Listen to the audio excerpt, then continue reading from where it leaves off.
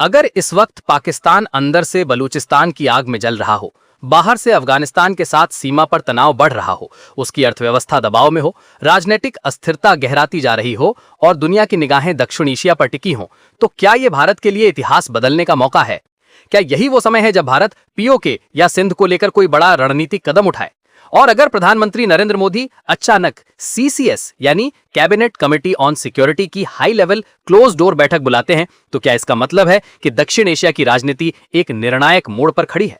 नमस्कार, आज हम भावनाओं की लहर में बहकर नहीं बल्कि इतिहास, सैन्य रणनीति, अंतर्राष्ट्रीय कानून, परमाणु संतुलन, कूटनीति, आर्थिक परिणाम और जमीनी सच्चाइयों के आधार पर समझने की कोशिश करेंगे कि क्या वास्तव में ऐसा कोई कदम संभव है, व्यावहारिक है और भारत के दीर्घकालिक हित में है या नहीं। सबसे पहले समझते हैं पीओके यानी पाकिस्तान ऑक्यूपाइड कश्मीर का मुद्दा।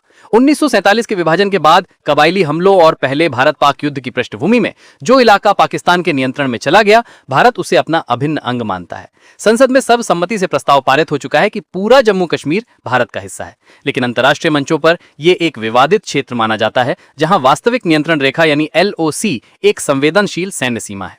अब सवाल उठता है कि यदि पाकिस्तान इस समय बलूचिस्तान में अलगाववादी गतिविधियों और सुरक्षा बलों के बीच बढ़ते तनाव से जूझ रहा हो, जहां दशकों से संसाधनों के बंटवारे, राजनीतिक अधिकारों और मानवाधिकारों को लेकर असंतोष, और साथ ही अफगान सीमा पर अफगानिस्तान के साथ झड़पें या सीमा विवाद गहराते जा रहे हों, तो क्या भारत को एक रणनीतिक अवसर दिख सकता है? सिद्धांत रूप में सैन्य रणनीति में विरोधी की कमजोरी को अवसर माना जाता है, लेकिन वास्तविक दुनिया में हर अवसर अपने साथ भारी जोखिम भी लेकर आता है, क्योंकि भारत और पाकिस्तान दोनों परमाणु शक्ति संपन्न देश हैं और यही तथ्य किसी भी पूर्ण पैमाने के युद्ध को बेहद खतरनाक बना देता है।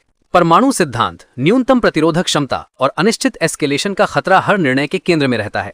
इसलिए अगर प्रधानमंत्री नरेंद्र मोदी सीसीएस की बैठक बुलाते हैं तो वहां सिर्फ जोश नहीं बल्कि ठंडे दिमाग से बहुस्तरीय विश्लेषण होगा। सबसे पहले खुफिया एजेंसियों की विस्तृत ब्रीफिंग। क्या पाकिस्तान की पश्चिमी सीमाओं पर सेना की तैनाती कम हुई है?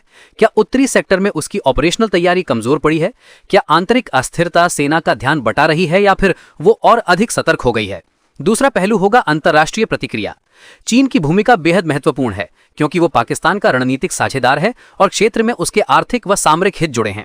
संयुक्त राष्ट्र सुरक्षा परिषद में स्थायी सदस्य देशों की प्रतिक्रिया क्या होगी? क्या वैश्विक शक्तियां तनाव कम करने का दबाव डालेंगी? क्या आर्थिक प्रतिबंधों, निवेश में गिरावट या वैश्विक बाजारों में अस्थिरता का सामना करना पड़ेगा? तीसरा आयाम आर्थिक है। भारत आज दुनिया की बड़ी अर्थव्यवस्थाओं में से एक है। विदेशी निवेश, विनिर्माण, टेक्नोलॉजी और ग्लोबल सप्लाई चेन में उसकी भूमिका बढ़ रही है। ऐसे में लंबा युद्ध या सीमा पर बड़े पैमाने की कार्रवाई आर्थिक विकास, रुपया, शेयर बाजार और रोजगार पर क्या प्रभाव डालेगी? चौथा आयाम सैन्य, लॉजिस्टिक्स और भूगोल है। क्या पाकिस्तान की पश्चिमी सीमा को नियंत्रित करने के साथ ही पूर्वी सीमा पर बेहतर रणनीति के साथ युद्ध लड़ा जा सकता है? भारतीय सेना की भारी कार्रवाई से पूरा क्षेत्र अस्थिर हो सकता है और भारत की तेजी से उभरती छवि एक वैश्विक शक्ति के रूप में नकारात्मक प्रभाव डालेगी। अतः कोई भी निर्णय सावधानी पूर्वक और पूरे परिप्रेक्ष्य में लिया जाएगा।